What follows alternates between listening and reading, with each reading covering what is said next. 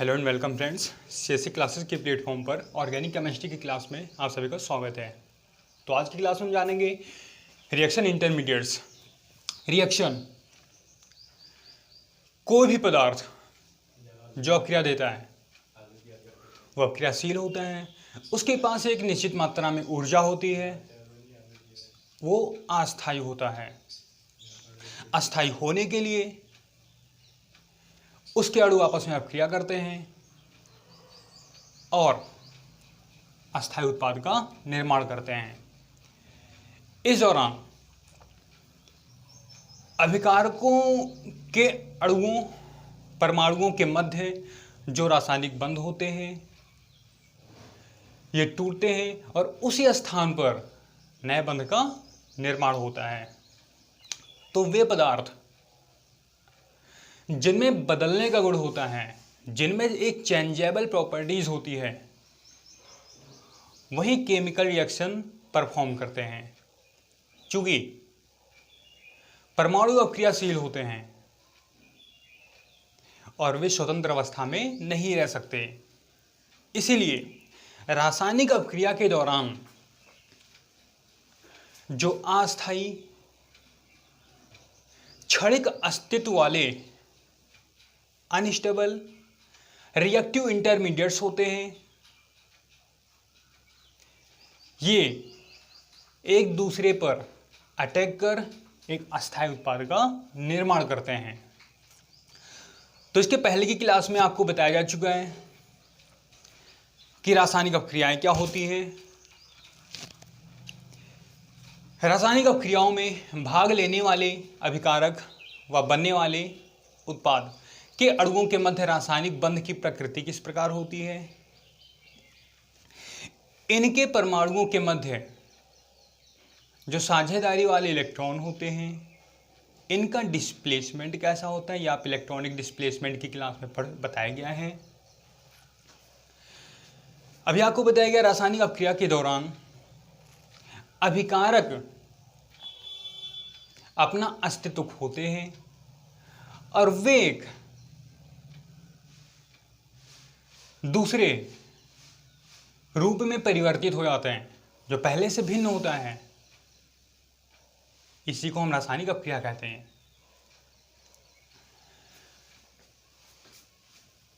अब जो आपके उत्पाद बनते हैं अपक्रिया के दौरान, उत्पाद आपके सीधे नहीं बनते हैं। सबसे पहले रासायनिक अपक्रिया अभिकारक से शुरू होती है।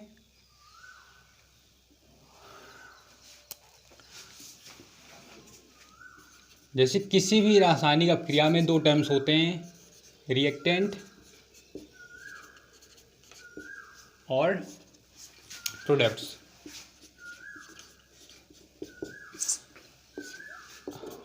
Reactant, the raw materials for any chemical reactions which are used to form product are called reactant। जो रिएक्टेंट्स के मॉलिक्यूल्स होते हैं एक निश्चित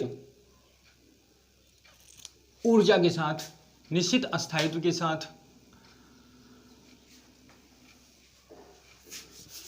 परस्पर इनके अणु आपस में बंधे होते हैं। इनको जब हम अलग से ऊर्जा in the form of light, temperature के रूप में देते हैं, तो इनके अणु के मध्य उपस्थित रासायनिक बंध टूटते हैं और एक नए यूजफुल सब्सटेंस का फॉर्मेशन होता है, जिसे हम क्या कहते हैं, उत्पाद। तो हम कह सकते हैं the useful stable substance of the reaction are called product। तो क्या रिएक्टेंट डायरेक्ट प्रोडक्ट में कन्वर्ट हो जाता है? नहीं। रिएक्टेंट और प्रोडक्ट के बीच में अनेक ऐसे अपक्रियाशील अस्थायी इंटरमीडिएट्स बनते हैं जो डिसाइड करते हैं कि बनने वाले उत्पाद की प्रकृति, गुण कैसा होगा। तो किसी भी रासायनिक अभिक्रिया में बनने वाले उत्पाद की जो प्रकृति होती है, जो गुण होता है, जो अस्थायित्व होता है, किस पे डिपेंड करता है? रिएक्शन के दौरान जो इंटरमीडिएट्स बनते हैं। तो हम कह सकते हैं किसी भी रासायनिक अभिक्रिया में उत्पाद के बनने से पहले अनेकों ऐसे अस्थायी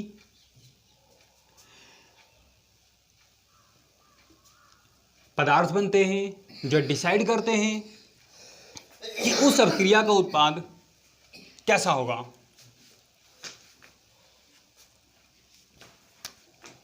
तो रिएक्शन इंटरमीडिएट्स क्या होते हैं? The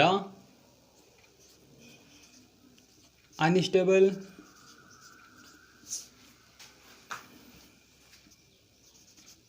most reactive.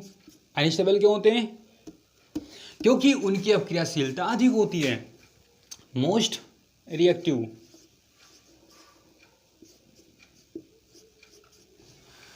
जो रिएक्टिव होते हैं उनके पास एनर्जी क्या होती है? अधिक होती है।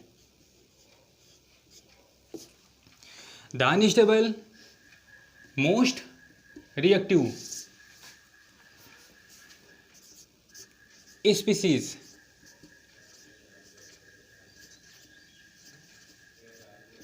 are formed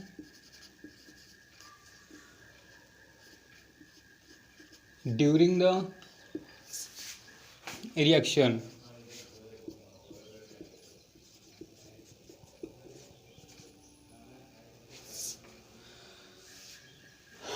are called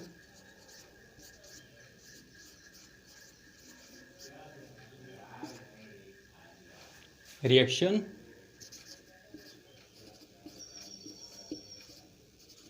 intermediates.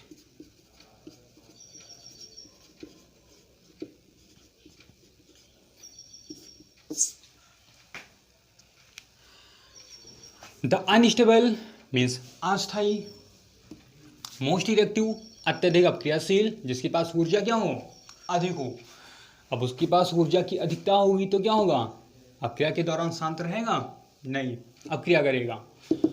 Most reactive species या मध्यवर्ती कह सकते हैं, जो रिएक्टेंट और प्रोडक्ट्स के बीच की अवस्था होती है। आर फॉर्म्ड बनते हैं ड्यूरिंग द रिएक्शन अभिक्रिया के दौरान। Are called reaction intermediates. तो मैं सुंदरम शर्मा जो आपके लिए लेकर आए हैं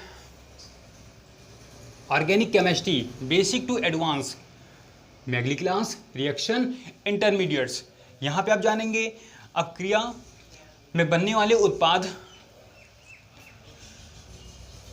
के गुणों को, उसके अस्थायित्व को, उसकी प्रकृति को डिसाइड करने वाले ऐसे कौन कौन से मध्यवर्ती होते हैं जो अभिक्रिया के दौरान बनते हैं और अभिक्रिया के अंत में एक अस्थायी उत्पाद का निर्माण करते हैं। तो रिएक्शन इंटरमीडिएट्स क्या होते हैं? द अनस्टेबल मोस्ट रिएक्टिव, जिसके पास एनर्जी की अधिकता हो, species are form during the chemical reactions are called reaction intermediates. तो इसमें आपको इन बातों का ध्यान रखना है कि ये जो इंटरमीडिएट्स होते हैं ये रिएक्शन के बीच में बनते हैं। रिएक्शन में दो टर्म्स होते हैं, रिएक्टेंट मीन्स अभिकारक,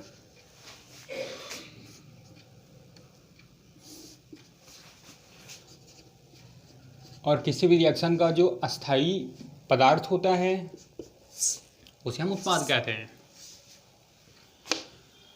अब रिएक्टेंट आपका डायरेक्टली प्रोडक्ट में कन्वर्ट नहीं होता है। ये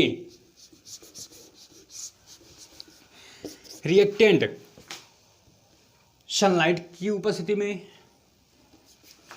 एक पर्टिकुलर कैटलिस्ट की उपस्थिति में या एक पर्टिकुलर टेम्परेचर में,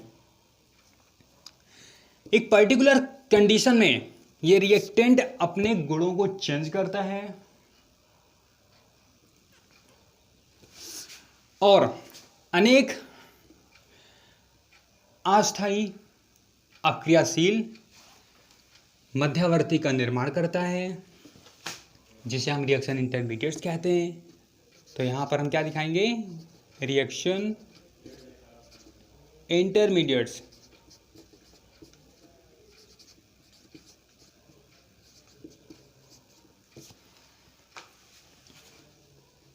यही इंटरमीडिएट डिसाइड करते हैं कि प्रोडक्ट की प्रकृति कैसी होगी, कौन सा उत्पाद बनेगा।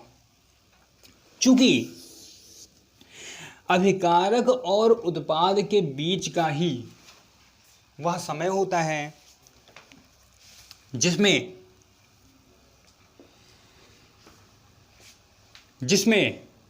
यह डिसाइड होता है कि क्या बनेगा। और किसी भी केमिकल रिएक्शन के दौरान इस जो आपका प्रोडक्ट बनता है यह डिपेंड करता है कि उस अभिक्रिया में क्या क्या यूज किया गया है, किसकी उपस्थिति में अभिक्रिया हो रही है, कौन कौन अभिकारक के अणुओं पर अपना प्रभाव डाल रहा है, जैसे कि उत्प्रेरक। एंजाइम्स भी आपके उत्प्रेरक में ही आएंगे, वे आपके बायोलॉजिकल रिएक्शन के अंतर्गत आते हैं। तो अभी आपको बताया गया कि जो प्रोडक्ट की प्राप्ति हमें होती है वो डिपेंड करता है कि रिएक्टेंट किन किन अणुओं के साथ फेज कर रहा है, रिएक्ट हो रहा है, किस कंडीशन में रिएक्टेंट प्रोडक्ट का फॉर्मेशन करता है, कौन कौन से आक्रमणकारी पदार्थ होते हैं जो रिएक्टेंट मॉलिक्यूल्स पर अटैक करते हैं, उनके साथ अभिक्रिया करते हैं और उन्हें एक यूजफुल स्टेबल सब्सटेंस में कन्वर्ट कर देते हैं। तो आज की क्लास में हम पढ़ेंगे रिएक्शन इंटरमीडिएट्स। कई प्रकार के होते हैं। On the basis of nature they are categorized into following veg.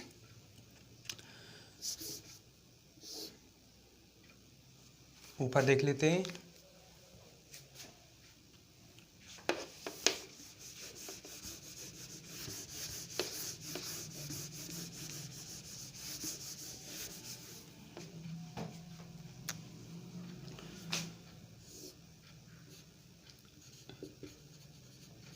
पहला आपका फ्री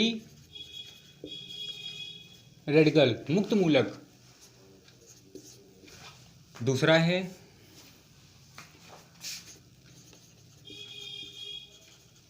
कार्बोनियम आयन, तीसरा है कार्बो कैटायन, चौथा है कार्बीन और पांचवा है नाइट्रीन।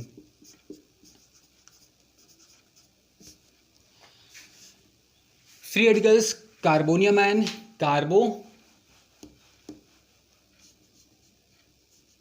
इसी कार्बोनियम को ही हम कार्बो कैटायन कहते हैं, कार्बो कैटायन,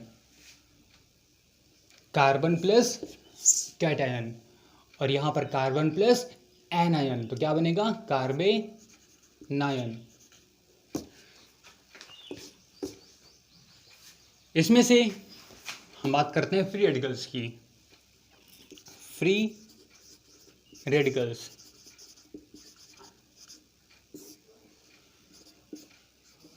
मुक्त मूलक किसी भी रासायनिक अभिक्रिया के दौरान बने हुए अस्थायी अत्यंत अक्रियाशील क्षणिक अस्तित्व वाले मध्यवर्ती को हम रासायनिक अक्रिया मध्यवर्ती पदार्थ कहते हैं। इनमें हम शुरू करते हैं। पहला, मुक्त मूलक। मुक्त मूलक क्या होते हैं? किन्हीं भी रासायनिक कार्बनिक अभिक्रियाओं में वे कार्बन परमाणु जिनके पास ऑड नंबर में इलेक्ट्रॉन हो, odd number,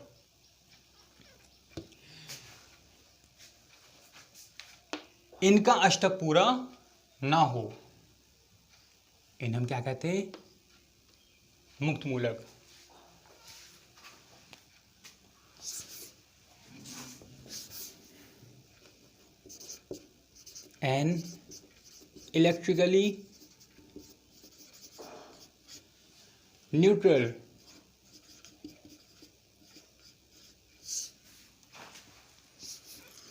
An electrically neutral species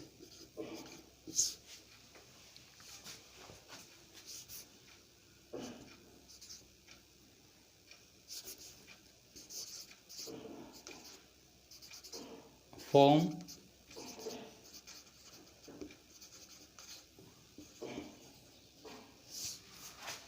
during the reaction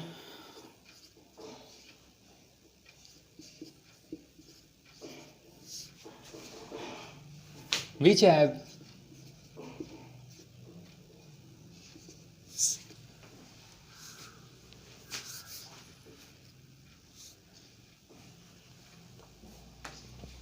short में कर देते हैं,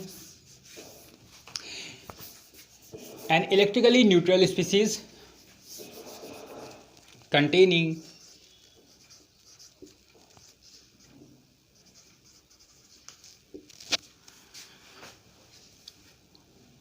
seven electron.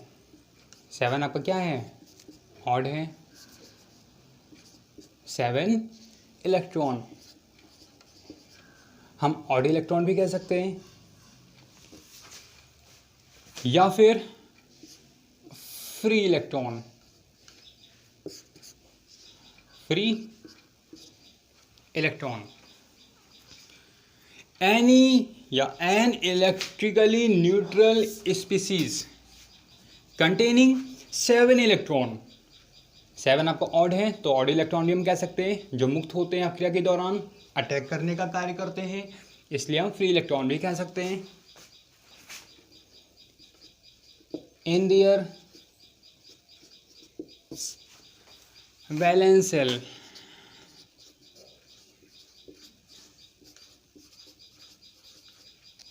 in their valence shell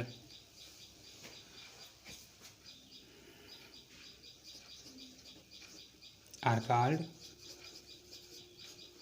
free radical।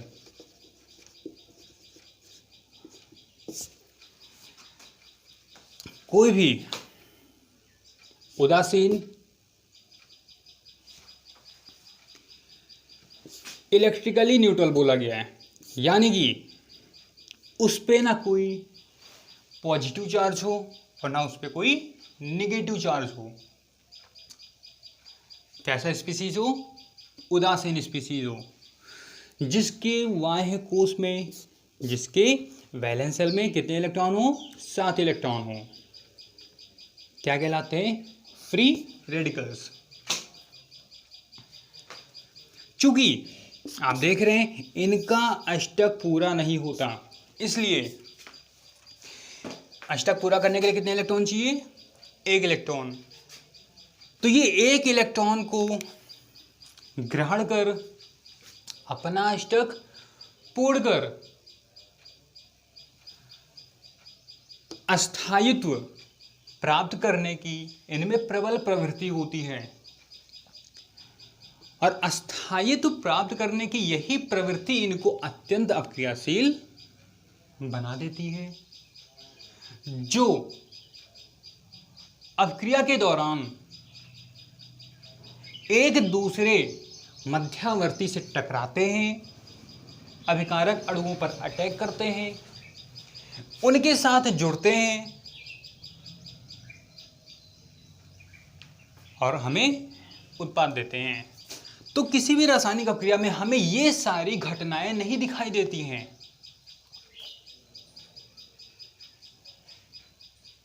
तो यदि हम इनके बारे में नहीं जानते हैं तो हमको कोई भी रिएक्शन कैसे समझ में आ सकता है। किताबों में जो आप देखते हैं उसमें आपको केवल अभिकारक और उत्पाद दिखाए जाते हैं। अगर पूरा विवरण एक ही रिएक्शन में दे दिया जाएगा तो वो रिएक्शन एक लाइन का नहीं 2 पेज का होगा, 3 पेज का होगा। तो 1-2 लाइन के रिएक्शन को समझने के लिए हमें इतना मेहनत करना पड़ता है, तो 1-2 पेज क्या हम रट सकते हैं? नहीं। हमें बेसिक टू एडवांस, हमें उन टॉपिक की जानकारी होनी चाहिए जो रासायनिक अपक्रिया के अंतर्गत इंपॉर्टेंट रोल प्ले करते हैं, और बिना इनकी जानकारी के आप रासायनिक अपक्रियाओं को पूरी तरीके से समझ नहीं सकते हैं। इसीलिए जो आपकी ऑर्गेनिक केमिस्ट्री की क्लास शुरू की गई है उनमें उन बेसिक टर्म्स को रखा गया है। इसके बाद जब सारे बेसिक टू एडवांस टॉपिक आपको बता दिए जाएंगे, फिर स्टार्ट करेंगे हम हाइड्रोकार्बन्स, एल्डिहाइड, कीटोन, कार्बोक्सिलिक अम्ल, nitrogen containing compounds, coordinate compounds, polymer. तो पहले हम इन टॉपिक को समझते हैं। तो जो भी बच्चे लेक्चर देख रहे हैं वो प्लेलिस्ट में जाकर सारे लेक्चर को देख सकते हैं यदि उनको इसके बारे में जानकारी नहीं है।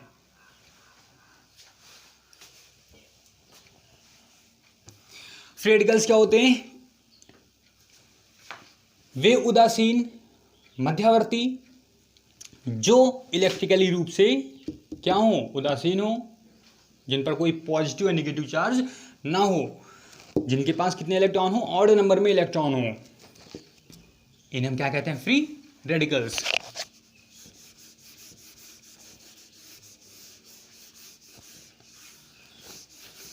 एग्जाम्पल देखते हैं। एग्जाम्पल में आपके मेथिल,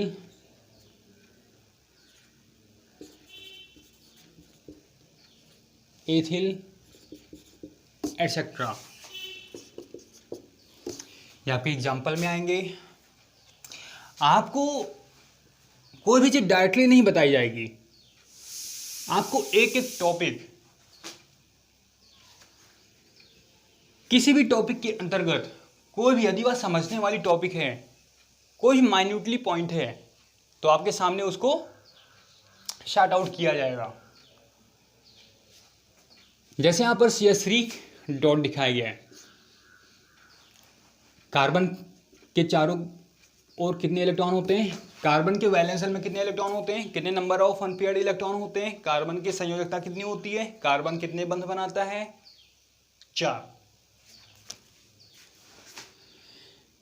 तो एक कार्बन के 4 इलेक्ट्रॉन को दिखाया गया है, 1 2 3 और 4। अब यहां पर कार्बन के चारों ओर कार्बन की संयोजकता 4 है, तो कार्बन 4 बंध बनाएगा। हाइड्रोजन की 1 होती है, तो हाइड्रोजन कितने बंध बनाएगा? 1। यह हाइड्रोजन के इलेक्ट्रॉन को दिखाया गया है। कार्बन के 4 इलेक्ट्रॉन इसके चारों ओर दिखाए गए हैं, और हाइड्रोजन के वैलेंस शेल में 1 इलेक्ट्रॉन होते हैं, हाइड्रोजन के इलेक्ट्रॉन को दिखाया गया। इलेक्ट्रॉनों को हम क्रॉस डॉट के रूप में दिखाते हैं। एक बंध बनने के लिए कितने इलेक्ट्रॉन की आवश्यकता होती है? 1 जोड़ी इलेक्ट्रॉन की आवश्यकता होती है।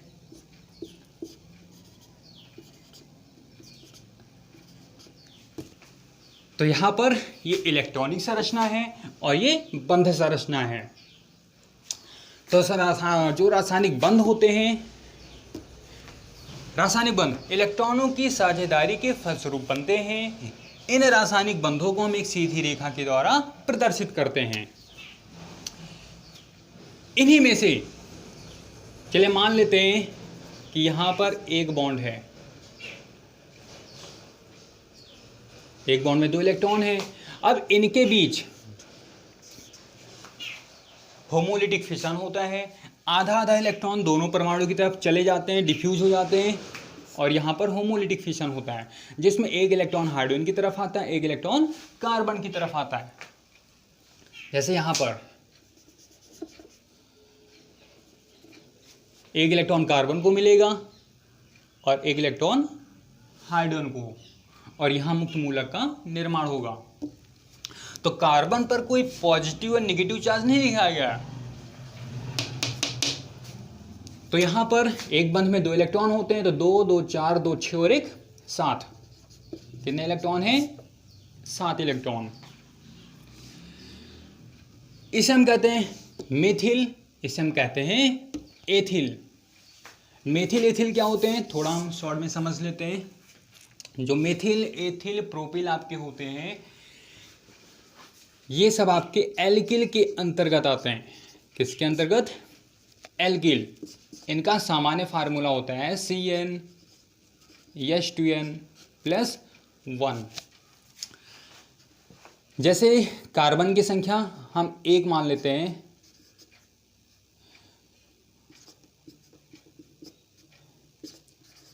कितना आएगा? 2 1 2 और 1 3। ये देखिए कार्बन की संख्या 1 है तो क्या बोलेंगे हम? इसके नाम में क्या लगाएंगे? मेथ। मेथ में YL लगा दीजिए, क्या हो जाएगा? मेथिल। तो ये आपका मिथिल है और ये आपका एथिल है। इसको हम डिस्कस करेंगे हाइड्रोकार्बन की चैप्टर में। मेथिल मुक्त मूलक, एथिल मुक्त मूलक, प्रोपिल मुक्त मूलक।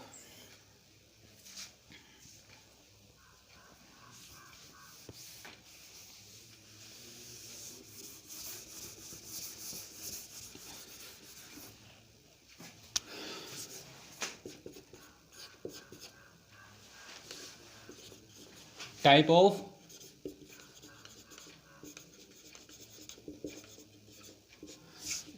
ऑफ फ्री रेडिकल्स, ये मुख्यतः 4 प्रकार के होते हैं।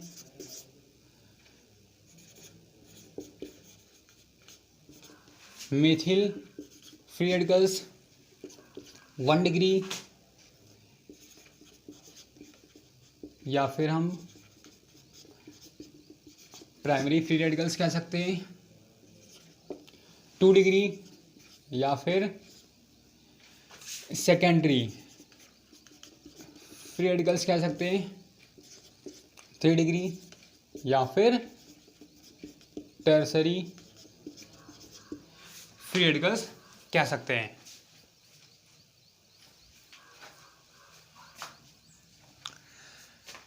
मेथिल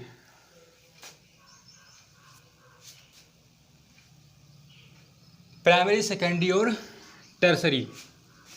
मेथिल में आपका एक ही कार्बन होगा। ये कार्बन का अयुग्मित इलेक्ट्रॉन दिखाया गया, 7वां इलेक्ट्रॉन हम कह सकते हैं। प्राइमरी, जब एक कार्बन से, वह कार्बन जिस पर प्लस या माइनस या अयुग्मित इलेक्ट्रॉन है, हम उस कार्बन की बात करेंगे। जब उस कार्बन से एक कार्बन जुड़ा होता है तो 1 डिग्री, और जब किसी कार्बन से, हम किस कार्बन की बात कर रहे हैं? वह कार्बन परमाणु जिस पर प्लस है, माइनस है, या कोई अयुग्मित इलेक्ट्रॉन है, या फिर उससे कोई एक विशेष समूह जुड़ा हो, तो उसे हम 2 डिग्री कार्बन बोलेंगे। या 1 degree carbon, 2 degree carbon. 3 degree में क्या आएगा? वह कार्बन जिससे आपके 3 कार्बन जुड़े हों। तो एल्किल समूह में भी कार्बन होते हैं, तो यहां पर हम एल्किल भी दिखा सकते हैं।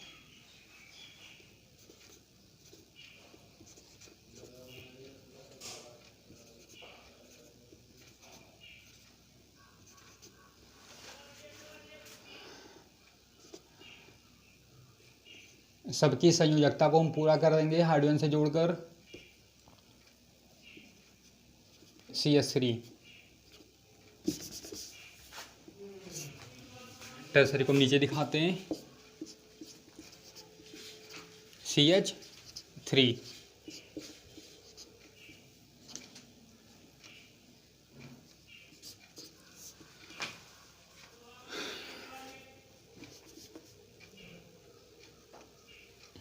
तो यहां पर आप क्या देख रहे हैं, मुक्त मूलक वाले कार्बन परमाणु पर, मुक्त मूलक वाले कार्बन परमाणु से कितने एल्किल समूह जुड़े हैं, एक, तो हम 1 डिग्री बोलेंगे। यहाँ पर मुक्त मूलक में अयुग्मित इलेक्ट्रॉन वाले कार्बन परमाणु से कितने एल्किल समूह जुड़े हैं, 2, तो इसे हम 2 डिग्री बोलेंगे। यहाँ पर अयुग्मित इलेक्ट्रॉन वाले कार्बन परमाणु से कितने एल्किल जुड़े हैं, 3, तो हम इन्हें 3 डिग्री बोलेंगे। नाम देख लेते हैं, यह आपका मेथिल फ्री रेडिकल है, मेथिल फ्री रेडिकल। यह आपका एथिल 2 कार्बन है तो एथ होगा, एल्किल के लास्ट में YL आता है तो एथिल फ्री रेडिकल होगा, या फिर 1 डिग्री फ्री रेडिकल बोल सकते हैं। इसका क्या नाम होगा, 1 2 3, 3 कार्बन है तो हम इसे propyl free radical, 2 degree propyl free radical. 2 degree बताता है कि दूसरे कार्बन पर या फिर उस कार्बन परमाणु से कितने एल्किल जुड़े हैं, 2 डिग्री प्रोपिल फ्री रेडिकल्स। इसका क्या नाम होगा, 1 2 3 4, 4 कार्बन है तो 4 कार्बन के लिए हम क्या यूज करते हैं, ब्यूट, YL लगा देंगे, butyl free radicals, butyl free radicals, 3 degree butyl free radicals बोल सकते हैं। ब्यूटिल, ब्यूट यानी कि 4 कार्बन है, YL लगा है क्योंकि यहाँ पर ये आपका सारे ये सब मिलाकर आपका एल्किल समूह बनाता है। एल्किल का सामान्य फार्मूला क्या होता है, CnH2n +1। जितना कार्बन है उसका डबल हाइड्रोजन करिए और डबल करने के बाद एक और जोड़ दीजिए, तो कितने कार्बन है, 4 कार्बन है, 4 का डबल कितना होगा, इसमें एक और जोड़ दीजिए, कितना आएगा, 9, 3 3 6 और 1 3 9। तो ये हो गया इनके टाइप की। बात करते हैं बनते कैसे हैं, किन किन परिस्थितियों में इनका फॉर्मेशन होता है।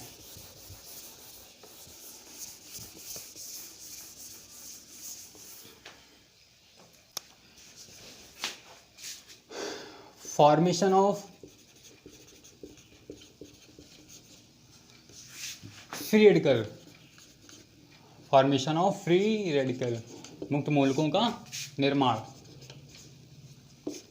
आपको बताया गया है मुक्त मूलकों का निर्माण होमोलिटिक फिशन यानी कि समखंडन के दौरान होता है। रासायनिक बंधों के समखंडन के दौरान, समखंडन और विषम खंडन की टॉपिक यदि आपने नहीं पढ़ी है तो प्रीवियस लेक्चर में आप पढ़ सकते हैं। फॉर्मेशन ऑफ फ्री रेडिकल्स, तो मुक्त मूलकों का निर्माण या फिर हम कह सकते हैं कि समखंडन की प्रक्रिया जो होती है किन किन परिस्थितियों में होती है, at high temperature, at high temperature, ये टेम्परेचर का सिंबल है डेल्टा, एट हाई टेम्परेचर। जैसे हम यहाँ पर हाइड्रोकार्बन लेते हैं, हाइड्रोकार्बन में 2 कार्बन वाला हाइड्रोकार्बन है, 2 कार्बन होने पर एथ यूज करते हैं, इसके लास्ट में सफिक्स में क्या जोड़ देंगे, एन, आपका एल्केन श्रेणी का है। अब यहां पर यदि हम दोनों कार्बन के मध्य एक बॉन्ड के लिए 2 इलेक्ट्रॉन चाहिए, यदि हम यहां पर होमोलिटिक फिशन करा दें हाई टेम्परेचर में, चूंकि जो कार्बन परमाणु के बीच के बंध होते हैं नॉन पोलर होते हैं, इसलिए ये ध्रुवीय विलायकों में आसानी से नहीं टूटते हैं। यहां पर होमोलिटिक फिशन की प्रक्रिया होती है जिसमें आधे आधे इलेक्ट्रॉन दोनों परमाणु की तरफ चले जाते हैं और इस प्रकार यहां पर दो मुक्त मूलक का निर्माण होता है।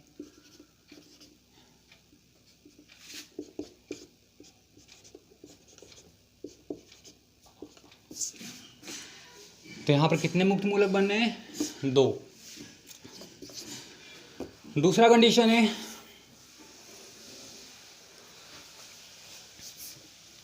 जब दो परमाणुओं के बीच विद्युत ऋणात्मकता का अंतर ज्यादा होता है,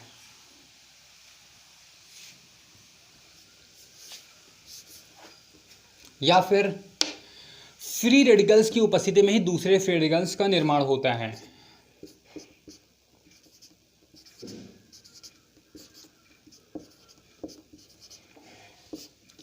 जैसे मान लेते हैं यहां पर आपका हाइड्रोजन परमाणु है, ये आपका Cl मुक्त मूलक इस पे अटैक करता है। अब इसके पास एक इलेक्ट्रॉन है, इसको एक ही इलेक्ट्रॉन चाहिए, तो यहां पर किस प्रकार से बंध टूटेगा? यहां पर होमोलिटिक फिशन की प्रक्रिया होगी। ये हाइड्रोजन अपना इलेक्ट्रॉन लेके निकल जाएगा, हाइड्रोजन के पास एक इलेक्ट्रॉन है, Cl के पास एक इलेक्ट्रॉन है, ये मिलकर क्या बना लेंगे? HCl बना लेंगे।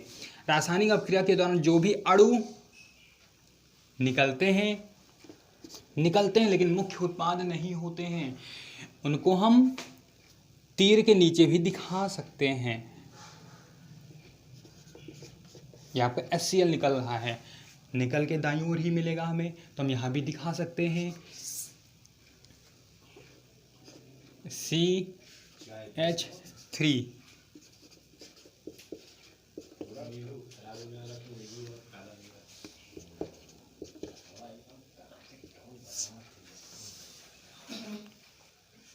क्या आप लोग देख पा रहे हैं?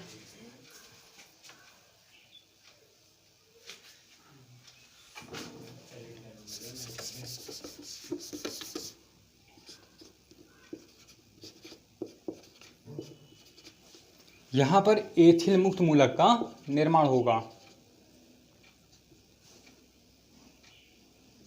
Plus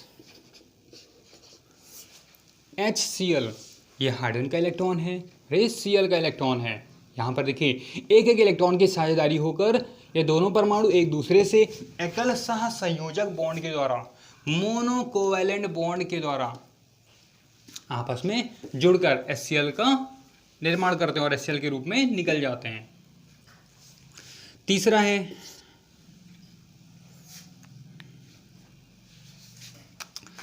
in the presence of UV light. तो वे सारे कंडीशन जो होमोलिटिक फिशन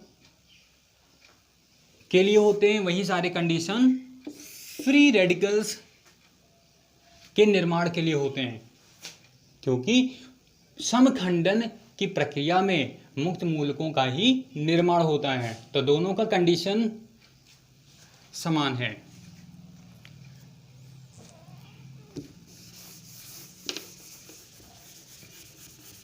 अब बात करते हैं हम इनकी अस्थायित्व और इनकी अक्रियाशीलता की। Stability and reactivity of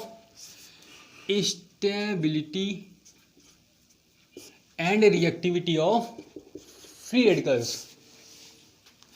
The stability and the reactivity orders of free radicals can be explained by hyperconjugation process. Hyperconjugation process. Hyperconjugation process, ये हाइपर कॉन्जुगेशन प्रोसेस की प्रक्रिया का इलेक्ट्रॉनिक डिस्प्लेसमेंट के अंतर्गत ही आता है, जिसे हमने वहां पर नहीं बताया था, तो इसको हम थोड़ा सा फोकस कर लेते हैं। इलेक्ट्रॉनिक डिस्प्लेसमेंट के अंतर्गत जो हाइपर कॉन्जुगेशन की प्रक्रिया होती है, इसमें क्या होता है कि जो सिग्मा बॉन्डेड इलेक्ट्रॉन होते हैं ये पूरा पूरा ट्रांसफर हो जाते हैं। कैसे ट्रांसफर होते हैं, एग्जांपल लेकर हम देखते हैं।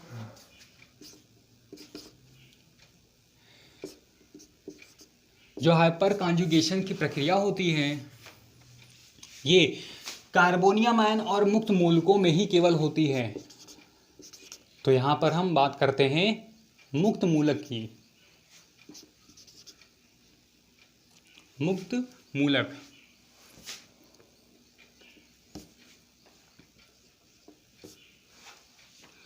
तो यहां पर आप क्या देख रहे हैं, मुक्त मूलक आपका 2 कार्बन परमाणु वाला है।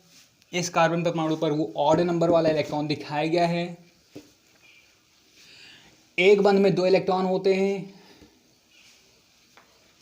अब यहां पर इलेक्ट्रॉनिक डिस्प्लेसमेंट कैसा होता है हाइपर कॉन्जुगेशन की प्रक्रिया में। हाइपर में एक्सेस भी हम कह सकते हैं, अधिकतर या पूरा पूरा, कंप्लीटली। द लिखकर हम देख लेते हैं, the complete displacement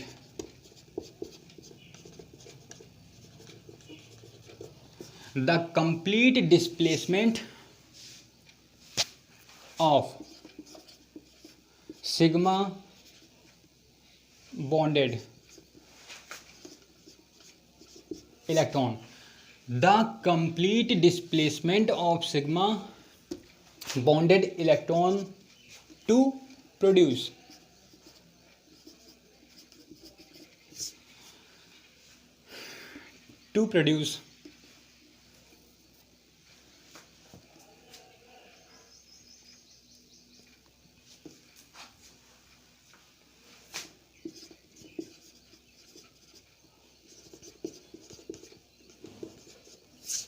other species.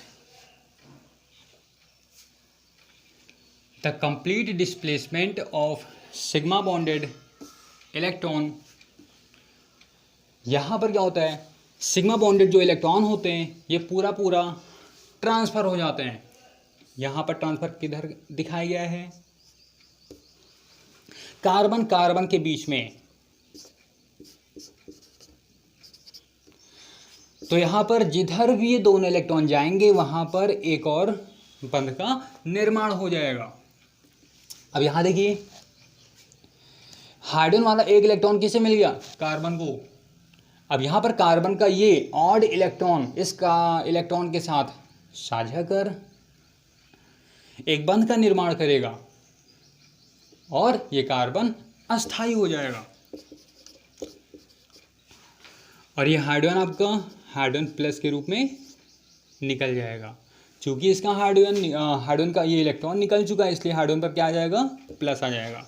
तो यहाँ पर जो अदर स्पीसीज दिखाया गया है ये आपका पाई बॉन्डेड स्ट्रक्चर दिखाया गया है। तो the complete displacement of sigma bonded electron to produce क्या बनता है, अदर हम कह सकते हैं to produce pi bonded species are called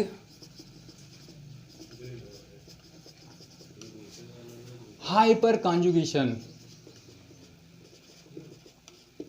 hyper conjugation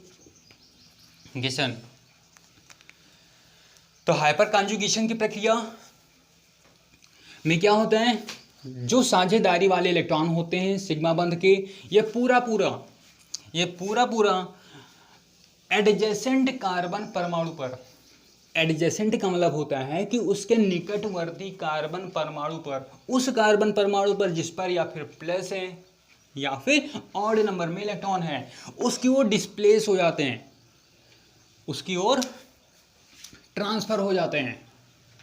और इस प्रकार हमें पाई बॉन्डेड स्पीसीज की प्राप्ति होती है। अब हम बात करते हैं स्टेबिलिटी और रिएक्टिविटी की। कुछ कंडीशन देख लेते हैं कब बनते हैं। तो पहला पॉइंट, जो हाइपर कॉन्जुगेटेड स्ट्रक्चर होते हैं ये कार्बोनियम आयन या फिर फ्री रेडिकल्स के केस में बनते हैं।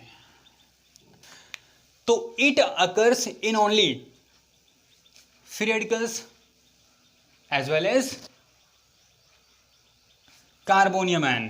तो फ्री रेडिकल्स में बनते हैं, ये प्रक्रिया फ्री रेडिकल्स के केस में पाई जाती है और कार्बोनियम आयन के केस में पाई जाती है। यहां पर हमने फ्री रेडिकल्स के केस में देखा है। दूसरा है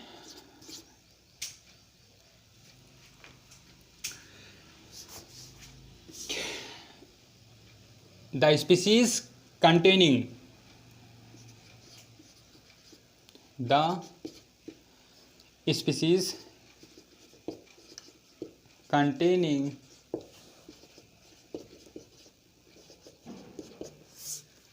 at least one alpha hydrogen. इसका मतलब क्या हुआ? Alpha hydrogen, the species containing alpha hydrogen. इससे भी हम एग्जाम्पल में लेके देखते हैं। तो पहला आपको बताया गया कि ये free radicals as well as carbonium ion में ही हाइपर कॉन्जुगेशन की प्रक्रिया होती है। दूसरा, जिनमें अल्फा हाइड्रोजन पाया जाता है। The species containing at least one alpha hydrogen. तीसरा, जिन यौगिक में जितने ज्यादा अल्फा हाइड्रोजन होंगे उनमें उतने ही ज्यादा हाइपर कॉन्जुगेटेड स्ट्रक्चर का निर्माण होगा। तो 3 पॉइंट के साथ हम चलते हैं, मुक्त मूलक की स्टेबिलिटी और रिएक्टिविटी को देखते हैं।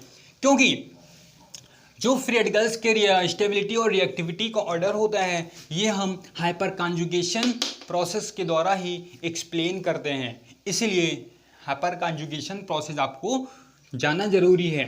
चूंकि इलेक्ट्रॉनिक डिस्प्लेसमेंट की क्लास में आपको ये नहीं बताया गया था। ऐसे ही वे सारे टॉपिक जो आपके लिए जरूरी है कहीं ना कहीं ऑर्गेनिक केमिस्ट्री की क्लास में कवर की जाएगी।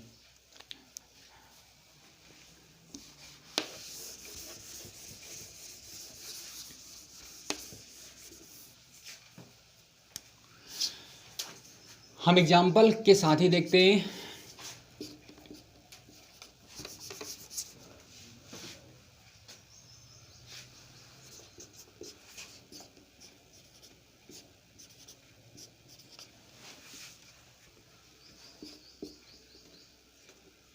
या का मेथिल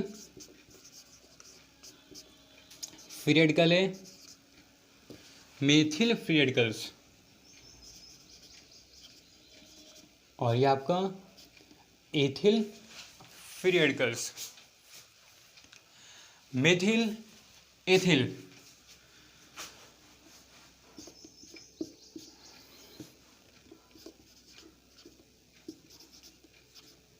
ये आपका प्रोपिल फ्री रेडिकल्स है और ये आपका ब्यूटिल।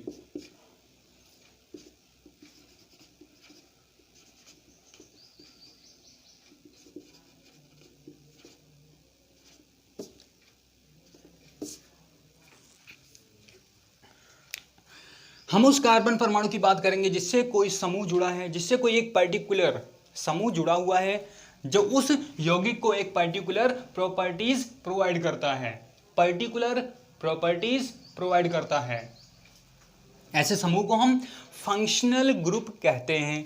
तो यहां पर वो फंक्शनल ग्रुप जिस कार्बन परमाणु से जुड़ा होता है हम उस कार्बन की बात करेंगे, या फिर जिस कार्बन पर पॉजिटिव या निगेटिव चार्ज है, in case of carbonium ion और कार्बेन आयन, या फिर फ्री रेडिकल्स के केस में जिसके पास ऑड नंबर में इलेक्ट्रॉन होता है।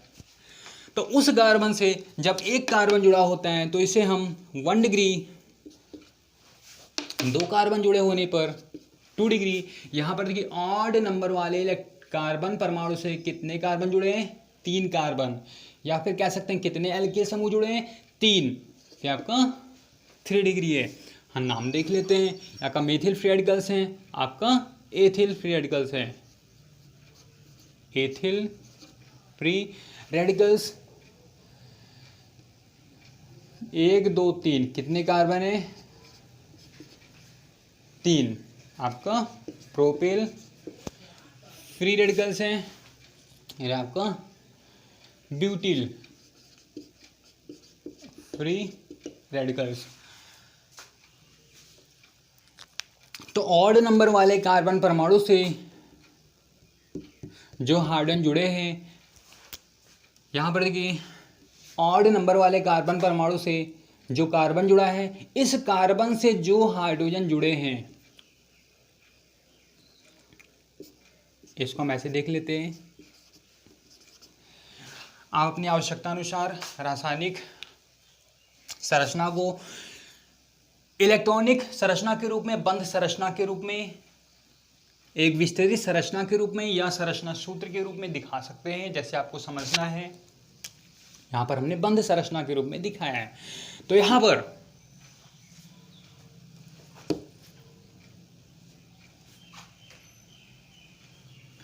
एथिल फ्री रेडिकल्स के केस में मुक्त मूलक में जो कार्बन परमाणु है, ऑड नंबर वाला कार्बन परमाणु, इस कार्बन परमाणु से जो कार्बन जुड़ा है, पहला कार्बन है तो इसे हम अल्फा बोलेंगे। दूसरा यदि आता है, जैसे यहाँ पर ये पहला कार्बन है तो इसे हम अल्फा बोलेंगे, दूसरा कार्बन है तो इसे हम बीटा, ऐसे ही अल्फा बीटा गामा डेल्टा। तो यहाँ पर अल्फा कार्बन परमाणु से कितने हाइड्रोजन जुड़े हैं, 3। तो अल्फा कार्बन से जुड़े हाइड्रोजन परमाणु को हम अल्फा हाइड्रोजन कहते हैं। यहाँ पर देखिए, ऑड वाले कार्बन परमाणु से कितने कार्बन जुड़े हैं, 2। इन कार्बन से कितने हाइड्रोजन जुड़े हैं, 3 3 6। यहाँ पर तो कोई कार्बन नहीं जुड़ा है, एक ही कार्बन है, तो यहाँ पर नहीं, अल्फा हाइड्रोजन नहीं है। यहाँ पर कितने अल्फा हाइड्रोजन है, 3 अल्फा हाइड्रोजन। यहाँ पर 6 अल्फा हाइड्रोजन, और यहाँ पर 3 6 और 9 alpha hydrogen. The number of alpha hydrogen is equal to the number of hyperconjugation structure, and the number of hyperconjugation structure is directly proportional to its stability। तो सबसे पहले आप इसको स्क्रीनशॉट ले सकते हैं। यहां पर जैसे जैसे अल्फा हाइड्रोजन की संख्या बढ़ती जाती है, वैसे ही इसका अस्थायित्व भी बढ़ता जाता है। तो यहां पर हम कह सकते हैं कि जैसे जैसे हाइपर कॉन्जुगेशन की प्रक्रिया अधिक होती है, वैसे वैसे इसका अस्थायित्व भी बढ़ता जाता है। तो सबसे ज़्यादा अल्फा हाइड्रोजन किस में है, तो सबसे ज़्यादा हाइपर कॉन्जुगेशन स्ट्रक्चर किस में होगा, किस में पाया जाएगा, हाइपर कॉन्जुगेशन संरचना सबसे ज़्यादा किस में बनेगी, टर्सरी के केस में बनेगी, फ्री रेडिकल्स के केस में। तो सबसे ज़्यादा अस्थायी कौन सा होगा,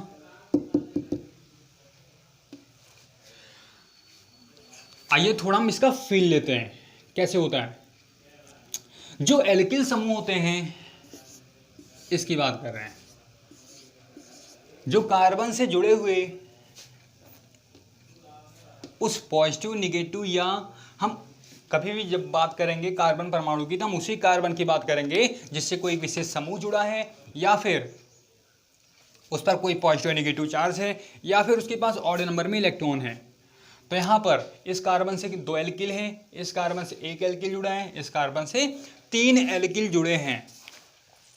तो जितने ज़्यादा एल्किल होंगे उतने ही ज़्यादा अल्फा हाइड्रोजन होंगे, उतने ही ज़्यादा उसमें हाइपर कॉन्जुगेशन की प्रक्रिया पाई जाएगी, और उतना ज़्यादा उसका आस्था ये तो होगा। तो इसका फील लेंगे, थोड़ा डीप में चलते हैं। जो एल्किल समूह होते हैं ये इलेक्ट्रॉन रिपेलिंग स्पीसीज होते हैं। जो एल्किल होते हैं इलेक्ट्रॉन रिपेलिंग स्पीसीज होते हैं, ये इलेक्ट्रॉन प्रतिकर्षी होते हैं। एक एल्किल है, तब भी इलेक्ट्रॉन को प्रतिकर्षित करेगा। 2 एल्किल हैं तो 2 लोग मिलेंगे, ज़्यादा काम करेंगे। 3 लोग होंगे और भी ज़्यादा काम करेंगे। तो यहाँ पर एल्किल समूहों की संख्या ज़्यादा होती है, ये इलेक्ट्रॉन प्रतिकर्षी होते हैं, इलेक्ट्रॉन को उस कार्बन की ओर ट्रांसफ़र करते हैं, डिस्प्लेस करते हैं या उधर धकेलते हैं कह सकते हैं, जहाँ पर इलेक्ट्रॉन की डेफिशिएंसी होती है, जहाँ पर इलेक्ट्रॉन की कमी होती है। और इस प्रकार कार्बन पर जो इलेक्ट्रॉन डेंसिटी की कमी होती है वो संतुलित कर दी जाती है और उसकी अक्रियाशीलता घट जाती है। The reactivity is inversely proportional to its stability. अक्रियाशीलता घटेगी तो उसका अस्थायित्व क्या होगा, बढ़ेगा। तो सबसे अस्थायित्व आपका कौन सा है, 3 डिग्री।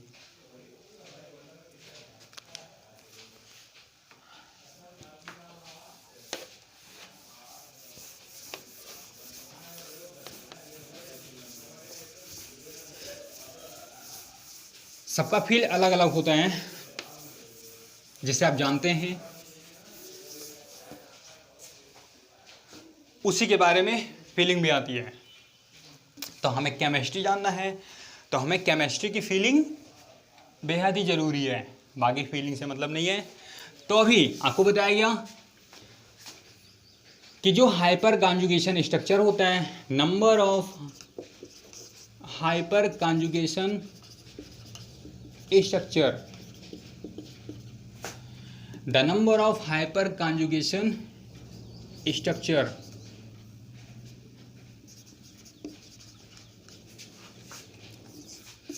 ये किसके प्रोपोर्शनल है,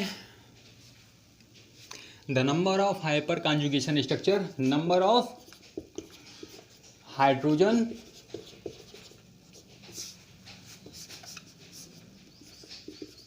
नंबर ऑफ अल्फा हाइड्रोजन। जितने ज़्यादा हाइपर कॉन्जुगेशन की प्रक्रिया होगी, number of hyperconjugation structure,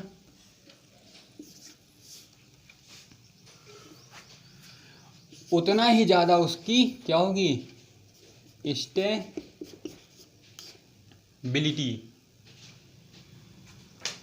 तो हम कह सकते हैं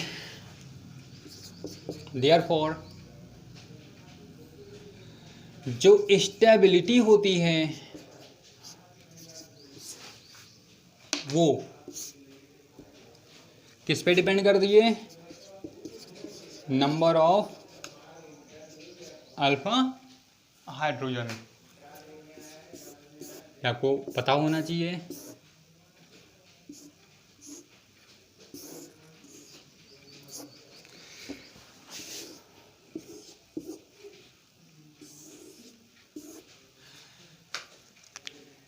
जिन मुक्त मूलकों में जितनी ज़्यादा हाइपर कॉन्जुगेटेड संरचना बनेगी उसका उतना ही ज़्यादा अस्थायित्व होगा,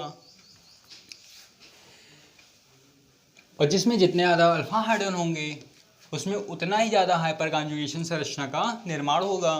तो इस प्रकार हम कह सकते हैं कि जो उस मुक्त मूलक का अस्थायित्व है वो उसमें उपस्थित अल्फा हाइड्रोजन की संख्या पर डिपेंड करती है। दूसरा, stability is inversely proportional to its reactivity.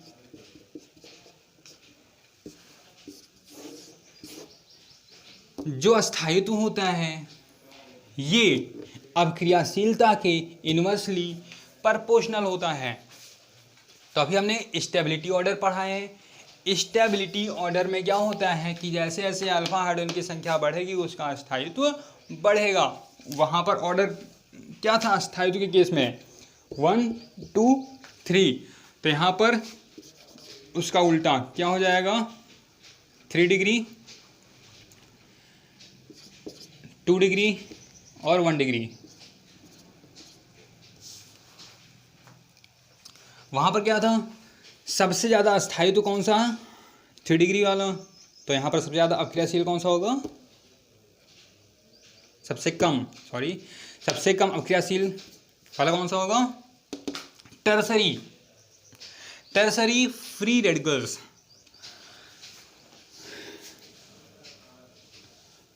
तो स्टेबिलिटी में आपका ऑर्डर था 1 डिग्री, 2 डिग्री और 3 डिग्री, ये स्टेबिलिटी ऑर्डर था। और यहाँ पर रिएक्टिविटी के केस में इसका उल्टा 3 degree is less stable then 2 degree free radicals and 2 degree is less reactive than 1 degree.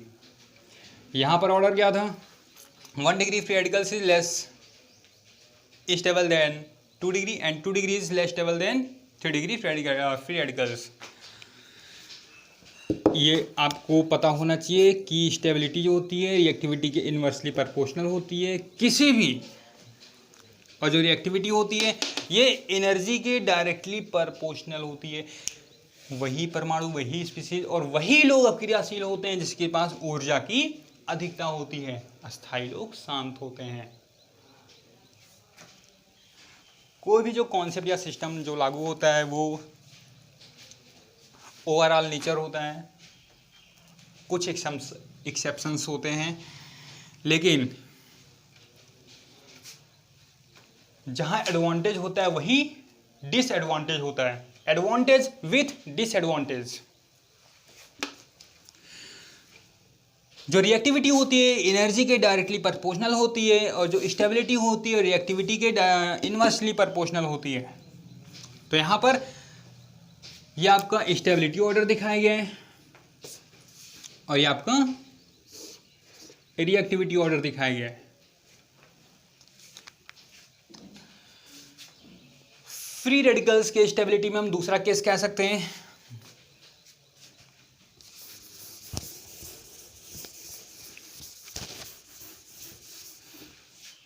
किसी मुक्त मूलक में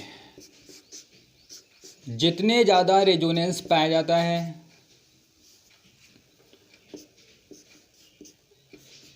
रेजोनेंस क्या होता है? रेजोनेंस वे यौगिक देते हैं जिसमें पाई बंध की संख्या सबसे ज़्यादा होती है।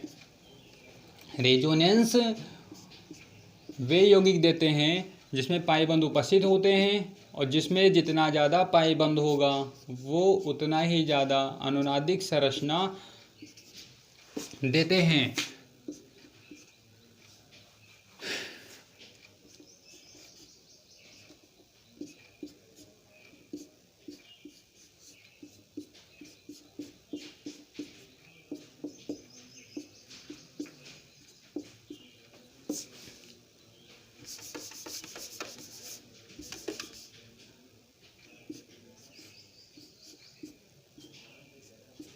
जो पाइबंद होते हैं आपके अभिक्रियाशील होते हैं, और ये अभिक्रिया के दौरान टूटते हैं और अपना स्थान बदलते रहते हैं। वैसे अभिक्रिया में तो सिग्मा बंध भी टूटते हैं, तो उन्हें पाइबंध ही क्यों कहा? क्योंकि पाइबंध अभिक्रियाशील होते हैं और ये सबसे पहले टूटते हैं। बात करते हैं मुक्त मूलक की, तो यहाँ पर ऑड वाला इलेक्ट्रॉन दिखाएंगे। यहाँ पर तीन फेनिल समूह फेनिल PHENYL, जब बेंजीन में से एक हाइड्रोजन परमाणु निकल जाता है तो उसे हम फेनिल कहते हैं। हम डिटेल में स्टडी करेंगे बेंजीन के केस में। तो अभी आप नहीं जानिए कि जब बेंजीन में से एक हाइड्रोजन परमाणु निकल जाता है तो उसको हम फेनिल कहते हैं। बेंजीन का फार्मूला C6 या 6 होता है। एक हाइड्रोजन निकलेगा तो क्या मिलेगा? C6H5।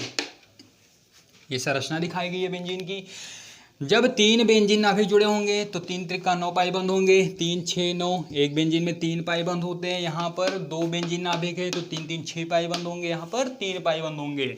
तो जितना ही ज़्यादा पाइबंद होंगे उतना ही ज़्यादा उसमें अनुनाद की प्रक्रिया पाई जाती है। अनुनाद की प्रक्रिया में क्या होता है? पाई बॉन्डेड इलेक्ट्रॉन का डिस्प्लेसमेंट होता है। पाई बॉन्डेड इलेक्ट्रॉन का डिस्प्लेसमेंट होता है। तो पूरे ऑर्गेनिक केमिस्ट्री में जो रिएक्शन आएंगे हम इलेक्ट्रॉनिक डिस्प्लेसमेंट को ही बार बार पढ़ेंगे, इसलिए इसकी जानकारी जरूरी है। तो यहाँ पर पाई बॉन्डेड इलेक्ट्रॉन के डिस्प्लेसमेंट के कारण वे कंपाउंड्स अपना एक से अधिक संरचना का निर्माण करते हैं। तो यहाँ पर जिसमें जितना ज़्यादा पाई बॉन्ड होगा उसमें उतना ही ज़्यादा रेजोनेंस पाया जाएगा, और जिसमें जितना ही ज़्यादा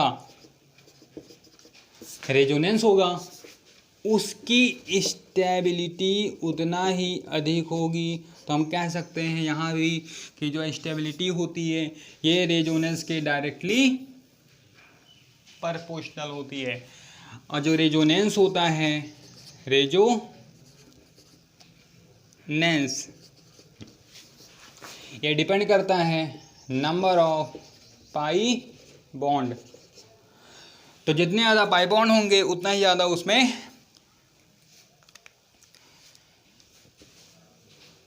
हाइपर कॉन्जुगेशन की प्रक्रिया होगी या रेजोनेंस की प्रक्रिया होगी, और उतना ज़्यादा उसमें अस्थायित्व होगा। तो सबसे ज़्यादा अस्थायी कौन सा होगा? आपका 3 डिग्री वाला फ्री रेडिकल्स, 3 डिग्री, 2 डिग्री, और ये आपका 1 डिग्री।